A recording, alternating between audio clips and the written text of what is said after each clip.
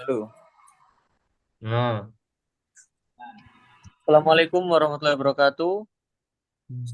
Selamat pagi untuk rekan-rekan yang menyaksikan. Di sini kami akan mempresentasikan project based examination kami hukum ekonomi syariah tentang subjek hukum.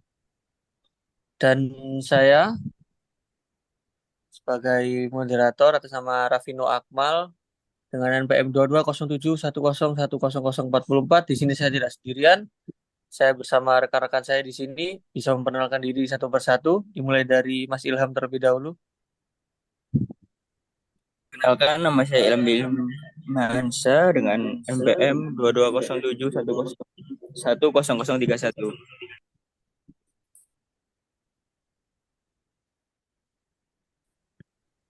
Selanjutnya, Perkenalkan, nama saya Gede Kevin Paskagung dengan nomor NPM 220710101025.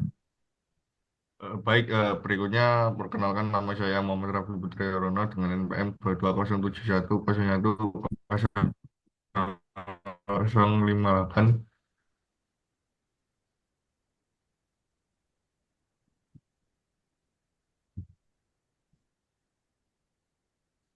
masih belum terdengar Mas suaranya.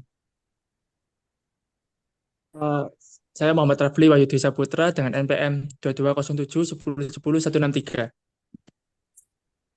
Baik, bisa digeser slide-nya Mas.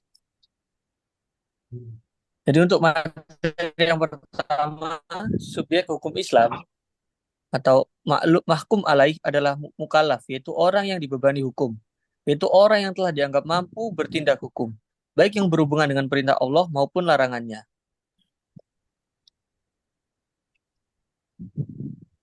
Selanjutnya,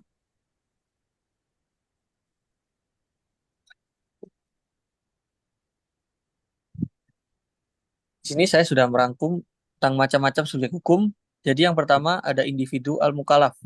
Kriteria dari individu tersebut yaitu muslim, balik, berakal, dan merdeka. Dan selanjutnya ada pula subjek hukum yang kolektif atau berkelompok atau bisa disebut jamaah. Seperti contohnya adalah badan usaha, lembaga sosial agama, dan juga keluarga. Lalu yang berikutnya yaitu negara atau penguasa atau pemimpin dari negara tersebut, yaitu imam atau pemerintah dan instansi. Dan yang terakhir ada non-muslim. Non-Muslim yang tinggal di wilayah atau negara yang menerapkan hukum syariah dapat dianggap sebagai subjek hukum dengan beberapa pengecualian. Mereka dikenal sebagai ahlu zimmi, yaitu mendapatkan perlindungan hukum dalam negara Islam dengan syarat mereka membayar pajak perlindungan, namun mereka tidak dibebani dengan kewajiban menjalankan ritual agama Islam, seperti sholat atau puasa.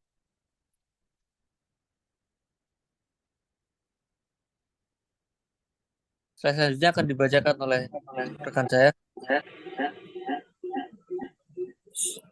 Selanjutnya saya akan membahas tentang kecakapan hukum. Subjek hukum dapat dikatakan cakap apabila memenuhi syarat sebagai berikut. Seseorang dipandang memiliki kecakapan untuk melakukan perbuatan hukum telah mencapai umur paling rendah 18 tahun atau pernah menikah. Tetapi bagi yang belum 18 tahun bisa mengajukan permohonan pengakuan cakap kepada pengadilan. Badan hukum. Yang kedua ada badan hukum. Badan hukum yang berbadan hukum atau tidak berbadan hukum dapat melakukan perbuatan hukum dalam hal tidak dinyatakan taflis atau pailit berdasarkan putusan pengadilan yang telah memperoleh kekuatan hukum tetap. Lanjutan. Subjek hukum yang tidak cakap berhak mendapatkan perwalian. Seorang sudah berumur 18 tahun atau pernah menikah namun tidak cakap melakukan perbuatan hukum, maka pihak keluarga dapat mengajukan permohonan kepada pengadilan untuk menetapkan wali bagi yang bersangkutan. Yang kedua dalam hal badan hukum. Jika badan hukum terbukti tidak mampu lagi berprestasi sehingga menghadapi kepalitan atau tidak mampu membayar hutang dan meminta permohonan penundaan kewajiban pembayaran hutang, maka pengadilan dapat menetapkan kurator atau pengurus bagi badan hukum tersebut atas pemohonan pihak yang berkepentingan. Wali-wali tersebut terdiri atas orang tua muwala, orang yang menerima wasiat dari orang tua muwala, dan orang lain atau badan hukum yang ditetapkan oleh pengadilan. Selanjutnya, Oke, kemudian ada subjek hukum dalam hukum syariah. Dalam hukum syariah sendiri, subjek hukum merujuk pada pihak yang memiliki hak dan kewajiban hukum. Secara umum, subjek hukum ini dapat dibagi menjadi dua. Yang pertama ada subjek hukum individu. Definisinya merupakan manusia yang sebagai individu yang memiliki kapasitas hukum untuk melakukan tindakan hukum. Contohnya, setiap individu muslim yang telah balik atau berakal sehat. Kemudian ada subjek badan hukum. Definisinya merupakan entitas hukum yang diakui.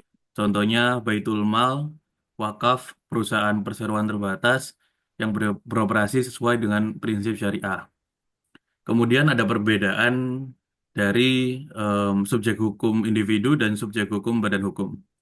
Yang pertama ada sifat, yaitu manusia sebagai individu dan entitas hukum buatan. Kemudian kapasitas hukum berasal dari kodrat sebagai manusia. Kemudian sedangkan subjek hukum badan hukum diberikan oleh hukum itu sendiri. Kemudian tanggung jawab hukum. Individu bertanggung jawab secara langsung jika badan hukum bertanggung jawab secara terpisah. Kemudian ada harta kekayaan, jika individu, harta pribadi individu. Kemudian jika badan hukum adalah harta kekayaan badan hukum. Kemudian yang terakhir, keberlangsungan. Jika individu terbatas pada umur individu, jika badan hukum dapat berlanjut meskipun anggotanya berganti. Selanjutnya,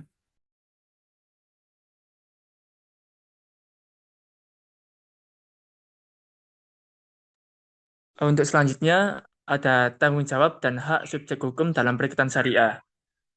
Dalam perikatan syariah tersendiri, subjek hukum memiliki tanggung jawab dan hak yang diatur oleh prinsip-prinsip syariah. Subjek hukum dalam konteks ini adalah individu atau badan hukum yang terlibat dalam transaksi atau perjanjian yang berdasarkan pada hukum Islam. Tanggung jawab subjek hukum.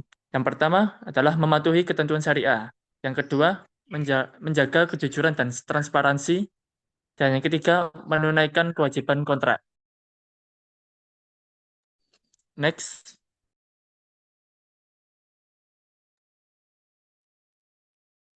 Lanjutan, untuk hak subjek hukum, yang pertama adalah mendapatkan imbalan yang adil. Kedua, perlindungan hukum. Dan ketiga, mengajukan hak subjek hukum adalah dua sisi dari koin yang sama. Keduanya harus dikelola dengan baik agar transaksi tidak hanya memenuhi ketentuan syariah, tetapi juga menciptakan hubungan yang saling menguntungkan dan berkeadilan. Next.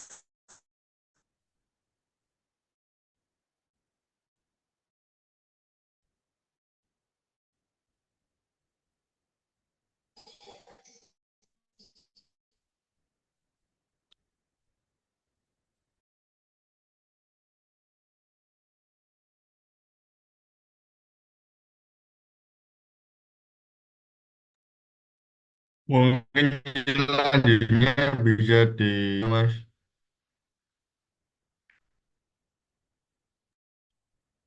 Ya, selanjutnya tanggung jawab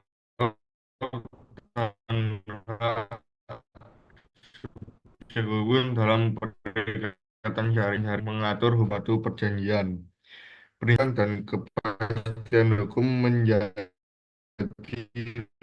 landasan utama dalam mengatur hubungan ini.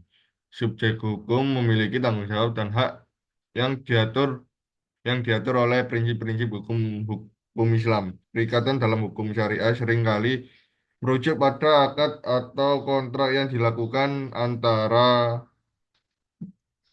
kedua belah pihak, di mana masing-masing memiliki kewajiban dan hak-haknya. Berikutnya,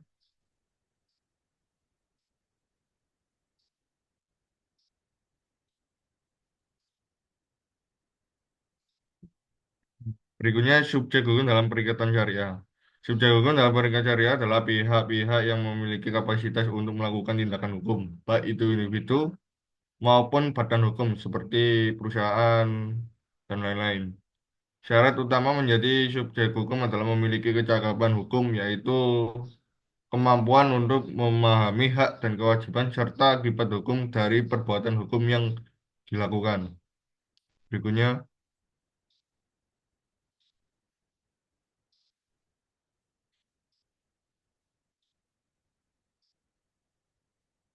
tanggung jawab subjek hukum.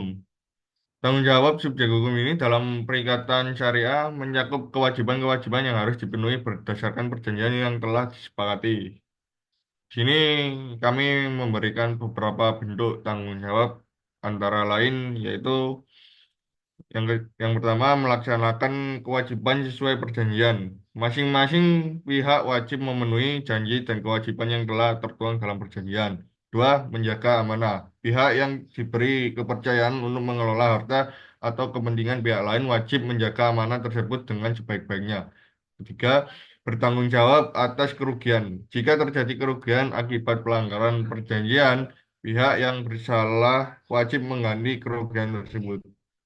Lalu yang terakhir, menjaga hubungan baik.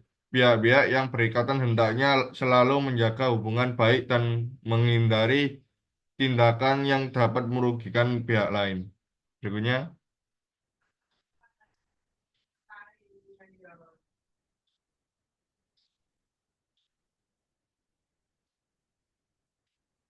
berikutnya adalah hak subjek hukum.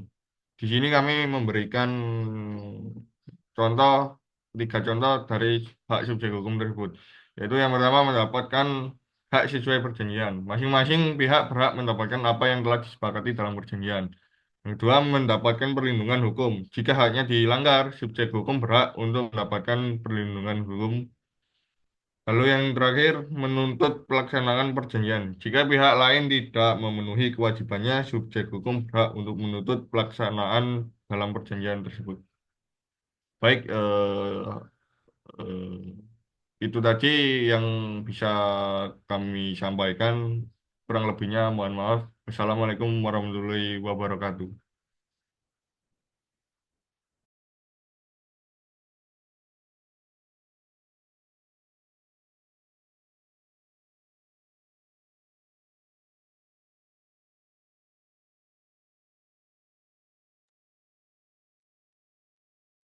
Baik, itu saja presentasi dari kelompok kami.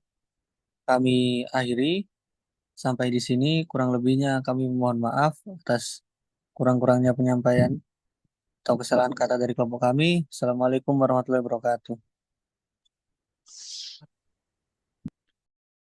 Waalaikumsalam warahmatullahi wabarakatuh.